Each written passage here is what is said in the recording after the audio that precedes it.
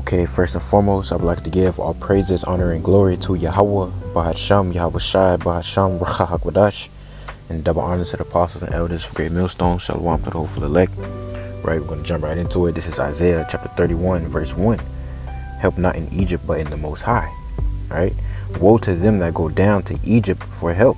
Right? And we know now, in the spirit, Egypt is America. Right? Babylon the Great. But woe to them that go down to Egypt for help, and stay on horses, and trust in chariots, because they are many, and in horsemen, because they are very strong. But they look not unto the Holy One of Israel, neither seek the Lord, Yahweh. Right? Yahweh Ba'ashem Awashai. And that's our people today. Right? They put their faith in men. They put their trust in men. Right? They put their trust in Esau. Right? Dealing with our people over here in America. And now look what he's doing. He's pulling the rug from under us. Well, from under them. I want to search up, that phrase, pulling the rug.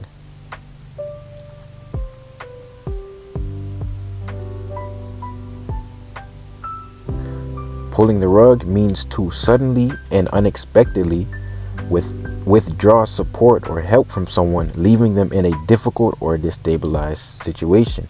This can be a financial, emotional, or practical form of support that someone was relying on, right? And, at the time of this recording, Esau hasn't done it yet. But what is he about to do? He's going to cut those SNAP benefits, man. Cut the EBT, just cut the benefits, right? A lot of people, I remember seeing a couple articles or something. It was saying like 42 million, at least 42 million, right? Is about to be without SNAP, the thing that helped them eat. Right? So it says to suddenly and unexpectedly withdraw support or help from someone, man. And to them, it's sudden, right? This just came out of nowhere. But starting with the apostles and elders on down, they've been speaking about how Esau was going to start taking away the thing that the stuff that Jake relies on, right? Which they did that on purpose. They made Jake reliant on them, so when they pull the rug from under them, they have no choice but to conform to their proposal in order to survive. So Esau's pulling the rug, man. And he's starting with the food, right? But later on, what? The government is the government continues to be shut down. What other things that they might take away? The housing, right? Section 8, and so on and so forth. But woe to them that go down to Egypt for help, and stay on horses, and trust in chariots, because they are many. And another thing, right? It says to suddenly and unexpectedly withdraw, right? And again, it's sudden because they have not been listening and hearkening to the Lord's men. Because they've been saying something like this was going to happen. Been saying this stuff was going to happen. Right? And that's why scriptures also say that the day of the Lord is going to come as a thief in the night. Because even though the Lord's got his men out there warning the people, they're not listening. They're not hearkening. All right, Salakia for the interruption. But picking up on the point that I left off, right? How it says here, pulling the rug means to suddenly and unexpectedly withdraw support or help from someone. Right? And that's why scriptures say the day of the Lord will come as a thief in the night. Right? Because it's only sudden for the people, because they weren't taking heed to the words of Yahweh Ba'ashem Awashai. They weren't taking heed to his men who've been prophesying and saying that this day was going to come. Saying that Esau was going to snatch away his benefits from Jake. The things that he got Jake to depend on so heavily, he was going to take it away. Right? And it's happening soon. Right now it's 11:14. It's almost 12, man. It's almost November 1st. Right? Even now, today it was October 31st. Right? You got our people celebrating this pagan holiday, Halloween.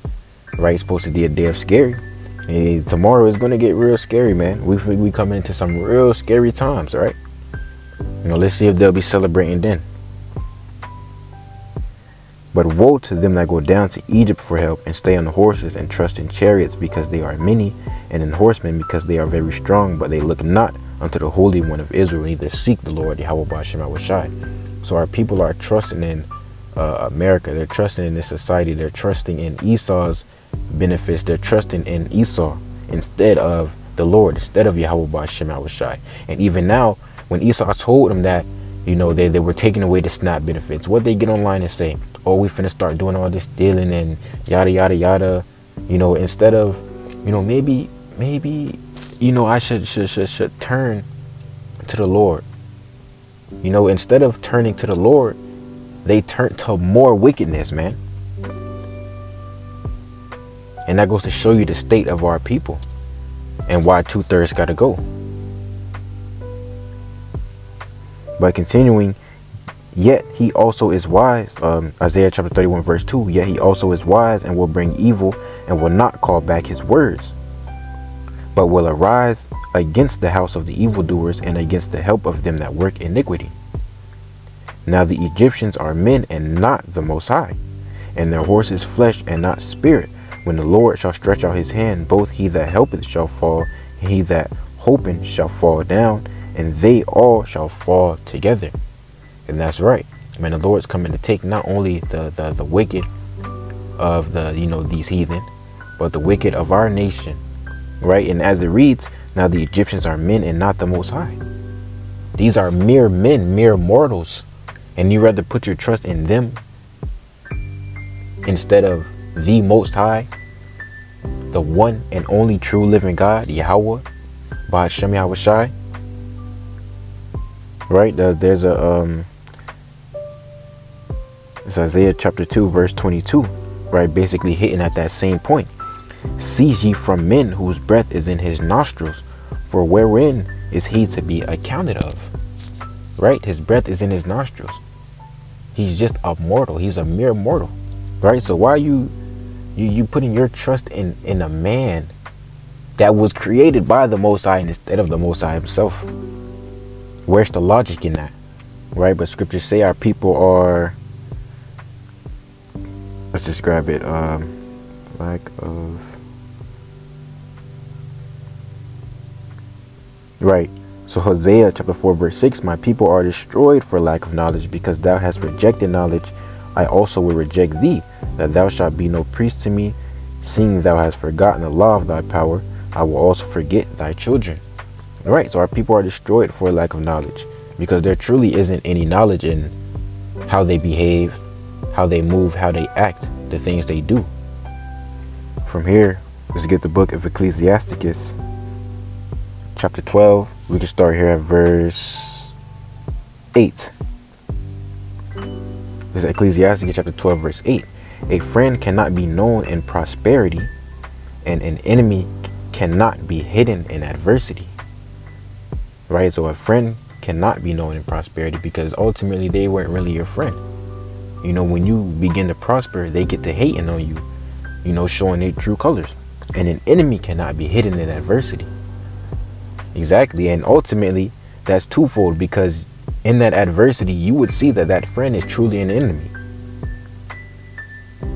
Right? And that's what that's what we've been seeing, but that's what our people are going to wake up too soon.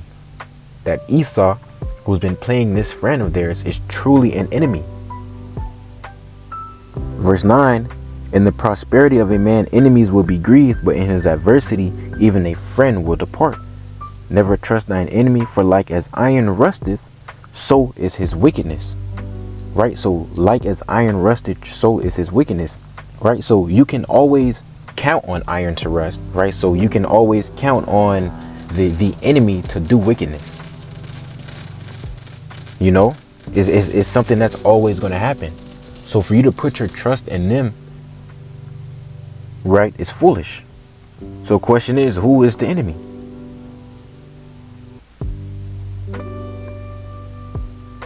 This is Psalms chapter 83. The Most High implored to confound his enemies. In Psalms chapter 83 verse 1, a song or psalm of Asaph, keep not thou silence, O power, hold not thy peace, and be still, O God.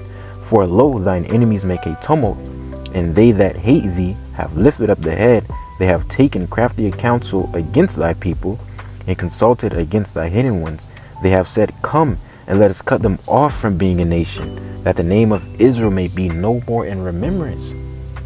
And this is truly what all these other nations think. They despise Israel, but that's how it's going to be when you're the chosen seed of the Most High himself.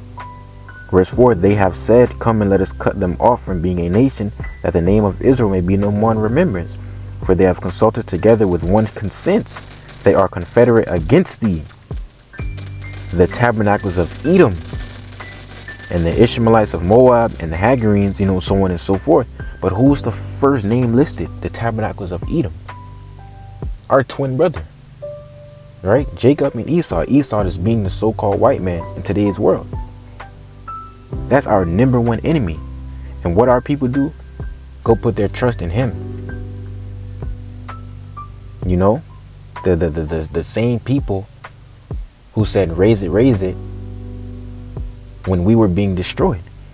All right, let's go grab that.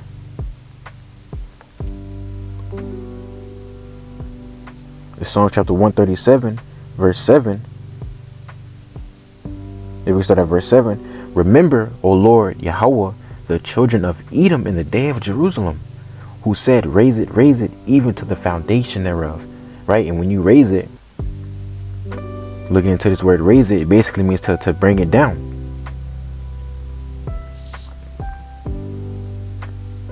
Ira, to be bare, be nude, uncover, leave destitute, discover, empty, raise, pour out, to bear, lay bare, to lay bare by emptying, empty, to pour out, to make naked, strip bare, to pour out, to be poured out, be exposed, to expose oneself, make oneself naked, pouring oneself, spreading oneself out, uncover, discover, emptied, raise, leave destitute, make naked, poured out, poured, spreading.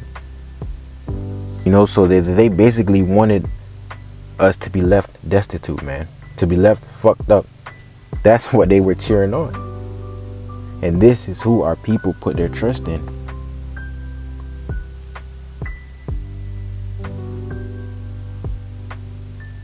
Never trust thine enemy, for like as iron rusteth, so is his wickedness. Though he humble himself and go crouching, yet take good heed and beware of him, and thou shalt be unto him as if thou hadst wiped a looking glass, and thou shalt know that his rust hath not been altogether wiped away. Right? So, meaning what? That rust is hard to remove, because you're wiping the glass, right? You're wiping the mirror, the looking glass. But you know that even though you just wiped it, the rust is still there, because it's hard to remove, if not impossible. Just like the wickedness of our enemies, it's always going to be there. So as verse 10, as it tells us, never trust thine enemy. Because that wickedness is always going to be there, right? Scriptures say the wicked do wickedly, right? That's Daniel chapter 12. It's Daniel chapter 12, verse 10. Many shall be purified and made white and tried, going into the Lord's elect. But the wicked shall do wickedly, and none of the wicked shall understand, but the wise shall understand. The wicked shall do wickedly. And that just goes for wicked in general. They're going to do wickedly. So to expect them to not do wickedly is foolish. The Edom is known as what? The border of wickedness.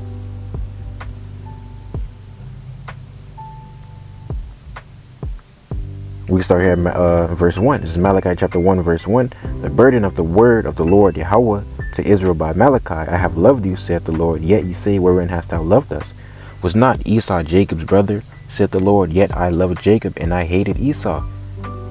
So our God hates the people that our people choose to put our trust in, and we think it's smart to do that. And I hated Esau. Slakia, wherein hast thou loved us? Was not Esau Jacob's brother, saith the Lord, yet I loved Jacob, and I hated Esau, and laid his mountains and his heritage waste for the dragons of the wilderness. Whereas Edom saith, we are impoverished, but we will return and build the desolate places.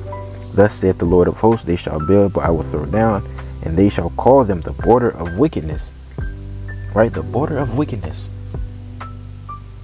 That's just what these people are. They're the wicked. They're going to do wickedly. That iron is always going to rust.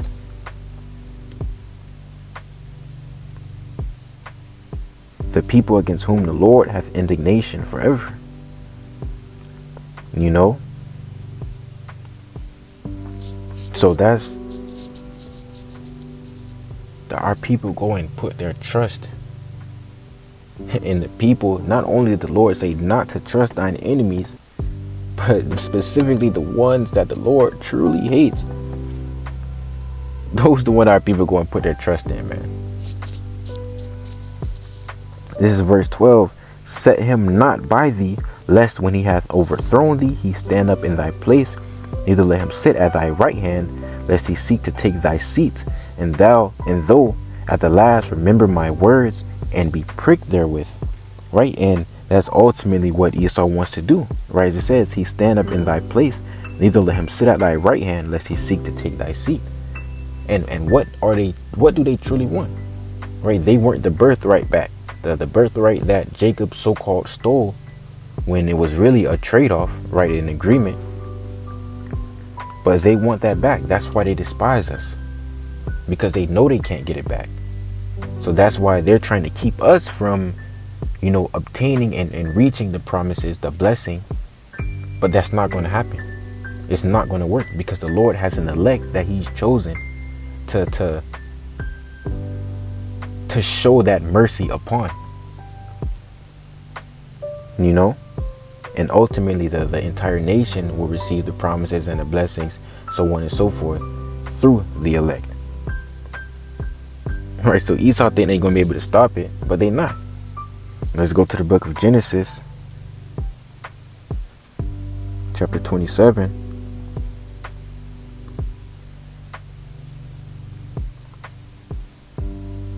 We start here at verse 36.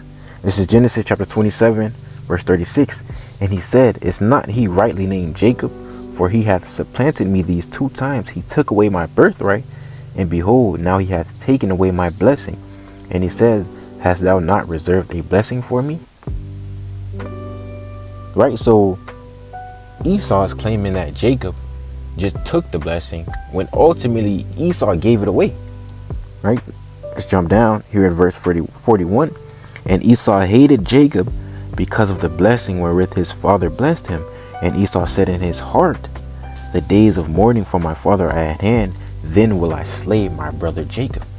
Right, and this is going back to Esau and Jacob, as individuals, but this expands through their seed. Jacob being Israel and Esau being Esau, Edom, right, the so-called white man. That sentiment is still there. That spirit is still there. That spirit of wanting to slay Jacob is still there. That's why scriptures say it's Jacob's trouble. Esau is going to start bearing the things, man. Right? So, and Esau is going to always hate Jacob. That iron is going to always rust. Verse 13, who will pity a charmer that is bitten with a serpent, or any such as come nigh wild beasts? So one that goeth to a sinner and is defiled with him in his sins, who will pity? Right? So brothers is not finna be feeling bad for Jake out here who can't eat. The ones doing all this wickedness, the ones who, don't want to hearken to the word. Because you putting your trust in the snake. You heard what Trump said, man. He literally brung up the story. You knew I was a snake. Right? So if you got someone steadily playing with a snake and it bites them, and you told them it was going to bite them, right? And they still continue to play with that snake and it bites them, you're not going to feel bad. That's why scriptures say not to pray for these people, right? This is Jeremiah 11 and 14. This is Jeremiah chapter 11 verse 14. Therefore pray not thou for this people, neither lift up a cry or prayer for them, for I will not hear them in the time that they cry unto me for their trouble. Because the Lord has his men out there on the highways and byways, and out here on the internet. teaching the gospel, preaching the gospel, spreading the word, and they're not listening. They've been told what to do and they hearken against it, right? But ultimately, that's the Lord pushing them away, right? You know, that's the Lord not allowing them to see it.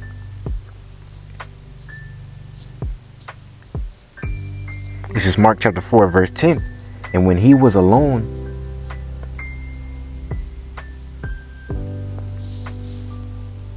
we can start at verse 10. This is Mark chapter 4, verse 10. And when he was alone, they that were about him with the 12 asked of him the parable.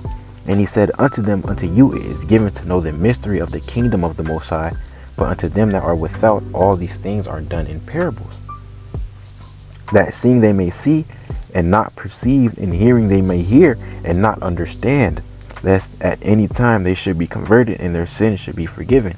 Right? So here it's speaking on parables, but ultimately, what are the parables for? So that it'd be confusing, so that they couldn't understand it. And that's ultimately what the Lord is doing. You have the Lord's men out here preaching the gospel, the word of truth, the words that are faithful and true, and people not getting it, people not hearkening, because the Lord has it that way so that he can judge them, right? Lest at any time they should be converted, meaning that's what he doesn't want, right? And their sins should be forgiven them, meaning that's what he doesn't want. The Lord doesn't want certain of our people to hearken to the word and convert, because then, as he promised, right, the Lord is not a man that he should lie. He's going to have to heal them and forgive them of their sins. But he doesn't want that, so he has it to where they don't convert, right? They don't hearken. So ultimately, you know, going back to Jeremiah 11 and 14, right, when we're told not to pray, it's really no point in even trying to pray for the wicked of our people, because it's the Lord's will that they be judged. It's the Lord's will that they be destroyed. He's the one got them, you know, bucking up, because that's all Jake do. They buck up against the truth. They literally fight against everlasting life, fight against salvation. You know how retarded you have to be to do that? That's how you know it's the Lord doing that. Anyone in their right mind would love this. You know? So the Wadi Hawabah Shema was shy for brothers being, you know, and sisters being in the right mind, having the right heart, being given the Holy Spirit. Let's go to the book of John, chapter 6, verse 43. This is John chapter 6, verse 43. Yahushua therefore answered and said unto them, murmur not among yourselves. No man can come to me except the Father which hath sent me draw him, and I will raise him up at the last day. Right? So if no man can come to, you know, Yahushua our Savior, unless the Lord draws him, then the wicked of our people, as we pointed out before, the Lord's purposely not drawing them. Why? Again, so that they can be destroyed, so that he can judge them, man. And that's why scriptures say it's a fearful thing to fall into the hands of the living power. I'm going back to Ecclesiasticus. So one that goeth to a sinner and is to fall with him in his sins, who will pity? For a while he will abide with thee, but if thou begin to fall, he will not tarry. An enemy speaketh sweetly with his lips, but in his heart he imagineth how to throw thee into a pit. He will weep with his eyes, but if he find opportunity, he will not be satisfied with blood. You know, and that's straight up Esau. They come to you with the deals, act as if they're friendly, right? But truly in their heart, meaning in their mind, they imagineth how to throw thee into a pit, man. They're imagining straight wickedness against you. You know, again, speaking about all these benefits that they giving Jake, this wasn't because they feel for Jake. They want to take care of Jake. Nah, they wanted Jake to rely on them. So when they pull that rug, Jake out there assed out and have no choice but to conform to their proposition, right? The elder's been saying how he thinks that, they're gonna allow Jake to, they might allow it to, they might bring the EBT to SNAP benefits back, but hey, you gotta, you gotta get this digital ID, right? That's how the devil works. And if you want to eat, you're gonna get that digital ID. But if you're of the Lord, right, you're gonna put your trust in the Lord, man. And obviously that's not what our people are doing. They put their trust in Egypt, and that's why they finna be out here fucked up. But as it says, an enemy speaketh sweetly with his lips, but in his heart he imagined how to throw thee into a pit, right? Revelation 13 and 11. He came as a lamb, but he spake as a dragon. And I beheld another beast coming up out of the earth, right, going into America, and he had two horns like a lamb. The bipartisan system, right? The America being a revival of Rome. In Rome, you had the plebeians and the patricians, I believe. And now what? You have the Democrats and the Republicans. It's the same shit. And he had two long horns like a lamb. What is a lamb? A lamb is a sweet creature, docile, meek. And he spake as a dragon, right? So they come to you as a lamb. They come to you with the friendly shit. They come to you with the, with the smile on their face, but they spake as a dragon, because soon they show their real colors. They show the real them. They show what was in their heart from the beginning when they first came to you with the smiley face. Let's also grab Psalms 28 and 3. We start at verse 1. We start at verse 2, straight to the point. Hear the voice of my supplications. This is Psalms chapter 28, verse 2. Hear the voice of my supplications when I cry unto thee, when I lift up my hands toward the holy oracle. Draw me not away with the wicked and with the workers of iniquity, which speak peace to their neighbors, but mischief is in their hearts. Right? Let's look into this word, hearts. In their hearts. Labab, inner man, mind, will, heart, soul, understanding. And that's what it really is, right? In their heart, in their soul, in their mind. Truly, nothing but mischief is in there. Nothing but ill workings towards you is what they're truly thinking. That's the true plan. But they can't let you know that off rip. So they come to you peacefully. They come to you as a lamb. But once you let them in that door, they fuck the whole house up. Verse 17. If adversity come upon thee, thou shalt find him there first. And though he pretends to help thee, yet shall he undermine thee. And that's again with the whole situation. They're pretending to help you. They were pretending to help Jake by giving these benefits. They only did that so they can make you completely reliant on them. And that's exactly what happened. Jake fell for it, hook, line, and sinker. Now they pulling the rug. Or by the time, people are watching this video, the rug, Lord's willing, right, already has been pulled. Verse 18, he will shake his head and clap his hands and whisper much and change his countenance. Right, so he's going to show his true face. You know how it is.